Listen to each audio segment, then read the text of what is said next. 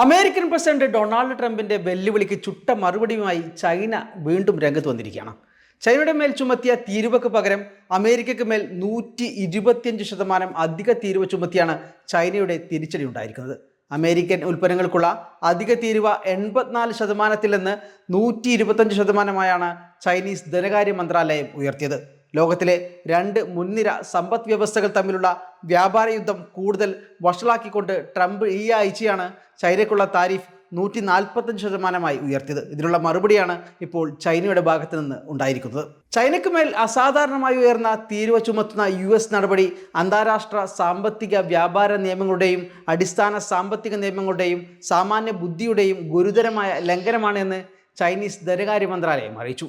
ഇത് പൂർണ്ണമായും ഏകപക്ഷീയമായ ഭീഷണിപ്പെടുത്തലും നിർബന്ധമാക്കലുമാണെന്ന് മന്ത്രാലയം പറയുന്നു.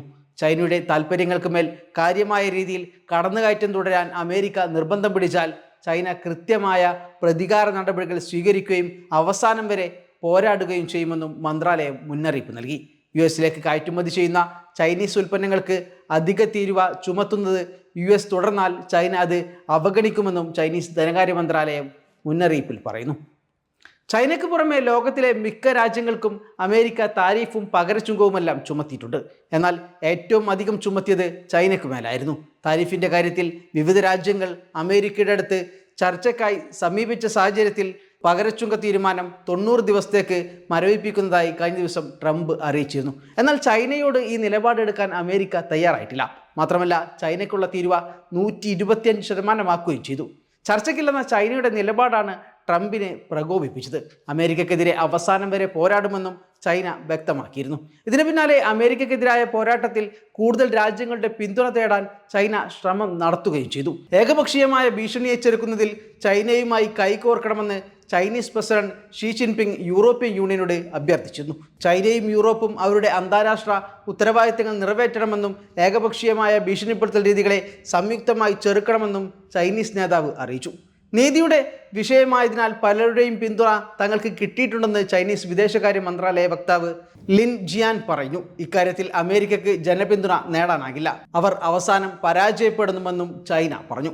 US നിലപാട് ലോക വ്യാപാര സംഘടനാ ചട്ടങ്ങളുടെ ലംഘനമാണെന്നും പകരച്ചുങ്കം എല്ലാ രാജ്യങ്ങളെയും ദോഷകരമായി ബാധിക്കുമെന്നും ചൈന പറഞ്ഞു. US-നെതിരെ ചൈന ലോക വ്യാപാര സംഘടനയ്ക്കും പരാതി നൽകിയിട്ടുണ്ട്.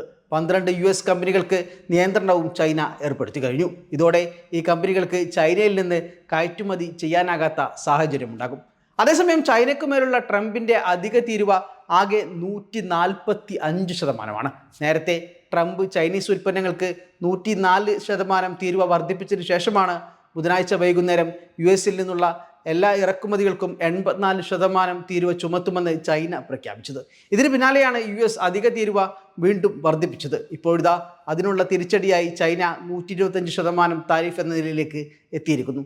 ഇതിനെ ഇനി ട്രംപ് എങ്ങനെ നേരിടുമെന്ന് കണ്ടറിയണം. Waytonikah.com, the exclusive Muslim matrimonial site.